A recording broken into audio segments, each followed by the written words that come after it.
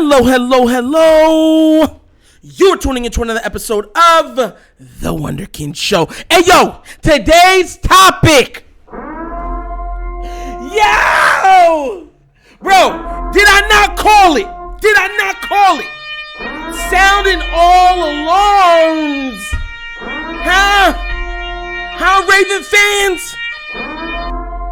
You see how this works? Let me get into it, right? So what we should be celebrating, right, is that some of our players went to the Pro Bowl and played very well and showed out representing Baltimore. That's what we should be celebrating right now, right? But no. You know what we're doing? We're bringing up Marlon Humphrey. Because what Marlon Humphrey said yesterday was somebody on Twitter hit him up and said, hey, yo, did you do any recruiting, Marlo? Do you know what his answer was? His answer was, every time I met with, are y'all gonna pay Lamar? You see, this is the problem I've been trying to get through to a lot of Raven fans. I've been trying to get this through the heads of so many people. Gossip talks about, people's playing with people's money. It's not just a narrative used by Tyler Perry and BET. This is the National Football League. Players talk. Do you think, two things. Do you think they want to play for a team if Lamar Jackson isn't there? Name a team that's going to win and has a chance at winning without a quarterback. Please. Matter of fact, let me give you some time.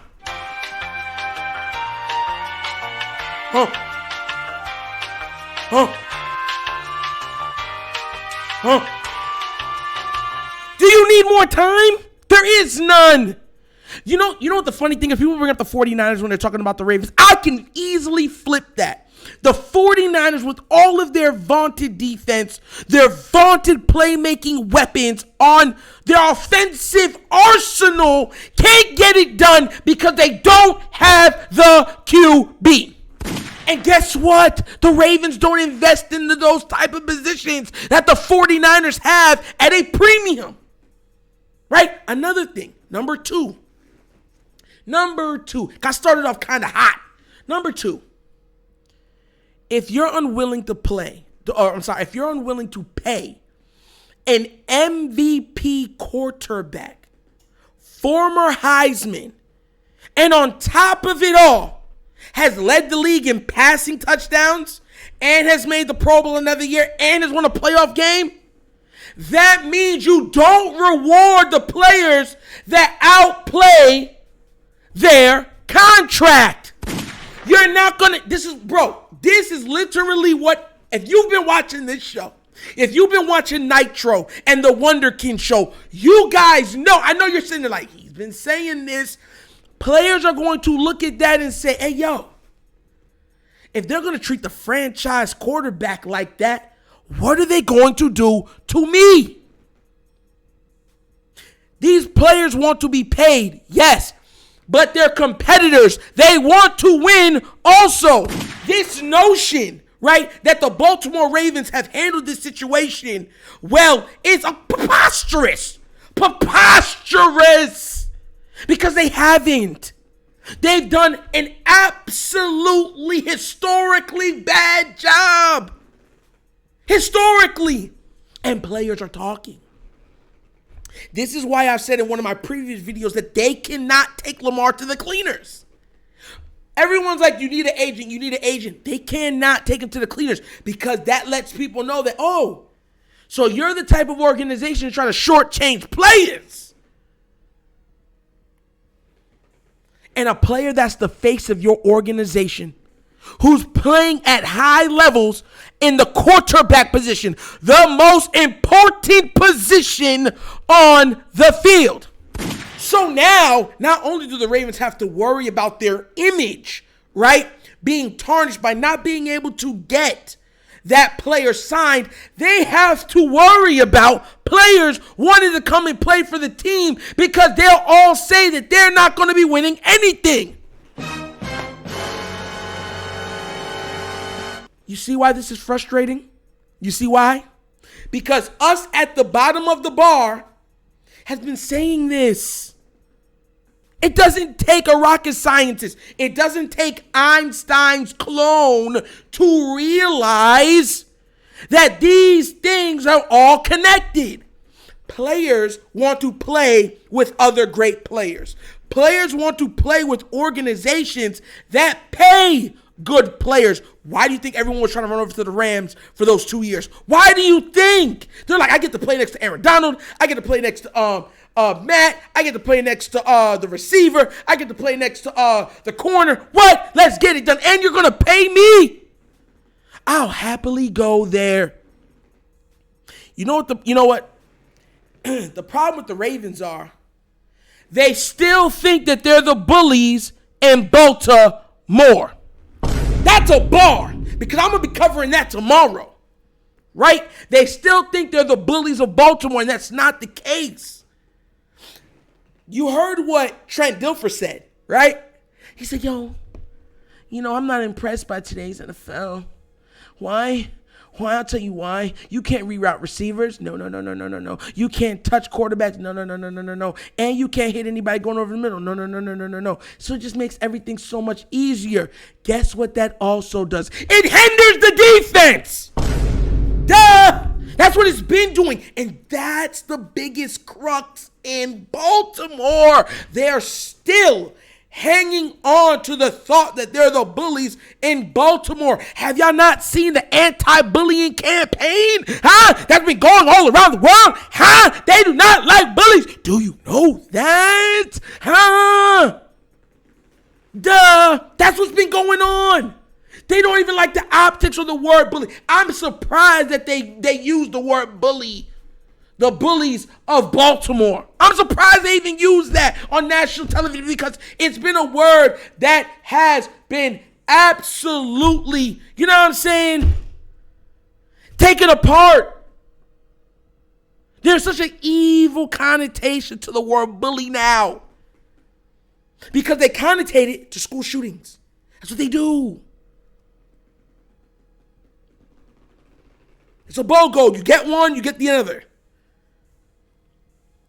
They don't allow that in the NFL anymore. So gone is yesteryear or yesterdays that we used to be able to play a certain way to bend or will the game to our wants.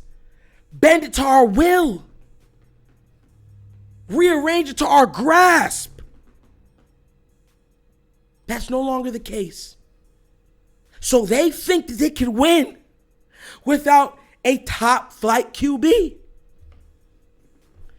The Rams made it all the way to the Super Bowl and couldn't win until they got a QB that could throw the ball more accurately and in game situations can make plays. Jared Goff is not, I want to tell everybody that Jared Goff is not a bad QB. He's a good QB. But guess what? When the pressure bust pipes, when the pressure starts to mount, that's what differentiates the greats between the goods. And usually the goods don't carry the goods. The greats do. Have you had greats that haven't won Super Bowls? Yes. And it's not because of them. It's because they've had teammates not live up to it. This is why so many players are now saying they're not going to kill and waste their talent on teams that have no shot at winning a Super Bowl. They want to be remembered for one. They want the confetti. They want the next day's newspaper with their faces on it. They want to hold that Lombardi trophy. They want to stand to the adulation of the fans when the parade goes around town. This is all of it on a macro level. This is why it's been so imperative that they get this deal done. For all the Raven fans that are out there speaking out the side of their neck, saying, oh, we don't need Lamar. No, we don't need him. We don't even want him. You're shooting yourself in your foot.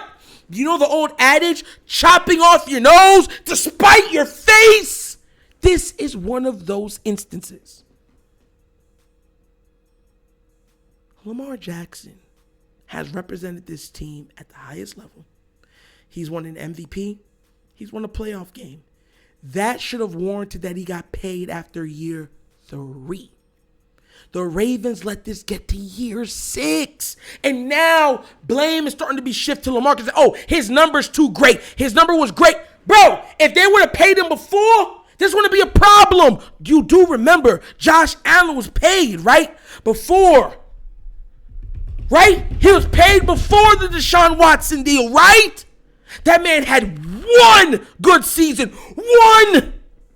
And he jumps over people, leaps over people, flips over people, trucks through people, runs head first on a brick wall for fun, chews on paper.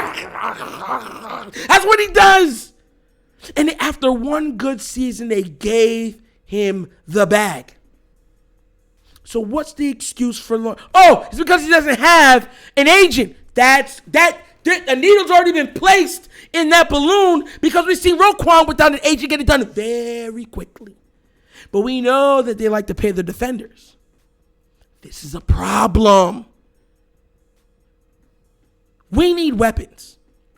Weapons are not going to want to play in Baltimore if there's no Lamar. And weapons are not going to want to play in Baltimore if you don't pay Lamar. So what are you going to do? Give him up and say, oh, yeah, we'll go with a lower guy? We have not been good at drafting weapons. Outside of the running back and tight end position, strictly wide receivers, what you need in today's NFL.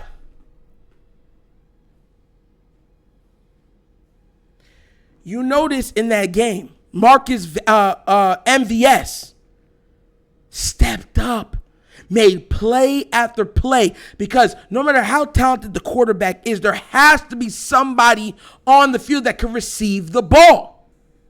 MVS stepped up big for Patrick Mahomes last week, right? What did that guy do for the Rams in the Super Bowl? What did OBJ do before the other guy started going off? You don't see where I'm getting with this?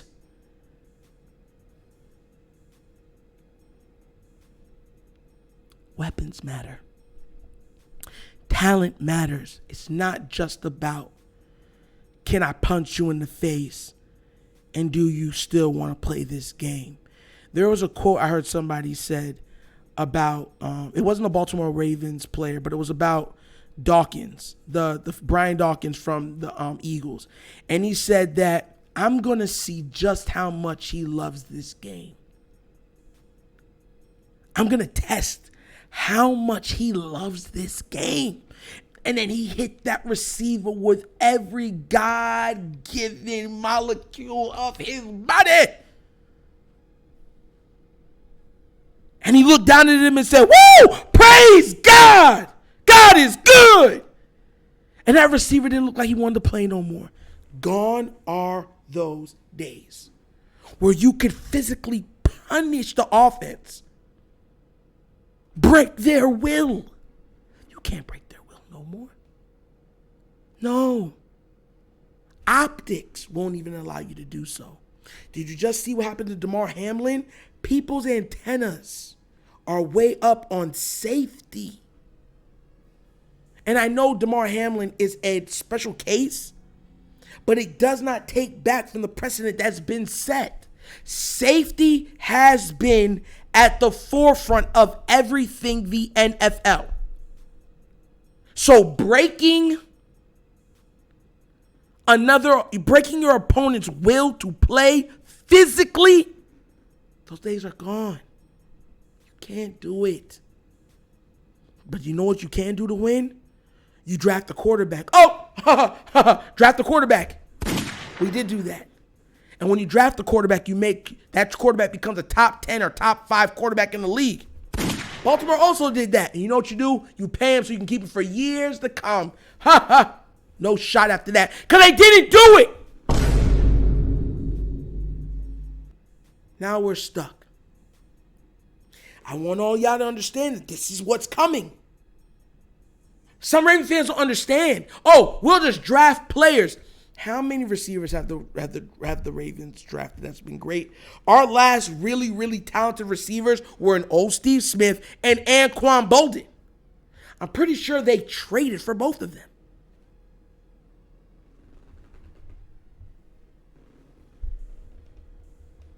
Oh, and in the old days, they traded for Big Play Shea.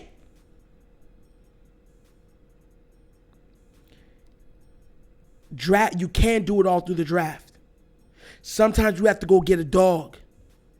It doesn't have to be the biggest dog. Because you know the adage. It's not about the size of the dog in the fight. It's about the size of the fight in the dog.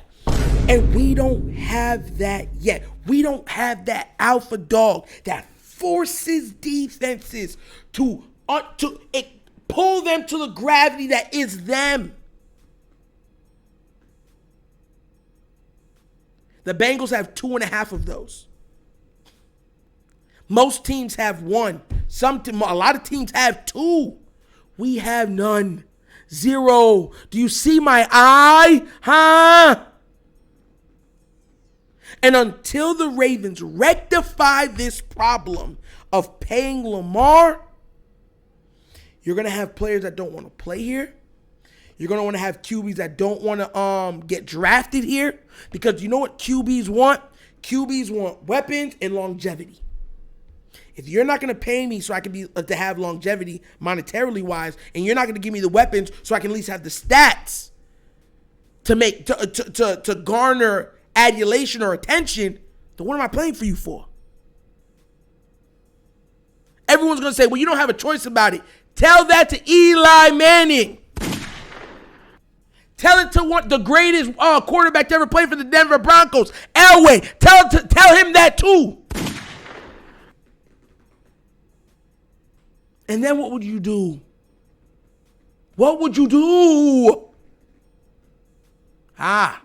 That's the question at hand. And that was another episode of The Wunderkind Show. Hey, yo, listen. You guys are so amazing. We're having fun making this content, and we're growing. Guys, we're almost at 1,400 subscribers. It's all you. Nah, for real, though. Thank you so much for you guys. Y'all have been amazing. But for everybody new that's watching this, please do remember, like, subscribe, hit that notification bell, and leave a comment. You already know we have great conversations down there. Just be respectful to everybody that's down there, okay? And if you would like to donate to the channel, right, down at the bottom of the screen, as you see, is a QR code. In the description, it takes you to the CashApp, #, The Wunderkind Show. So, once again, this is The Wunderkind Show. This is your host, Nitro, signing off. And as always, you guys knows my slogan. Peace. And I am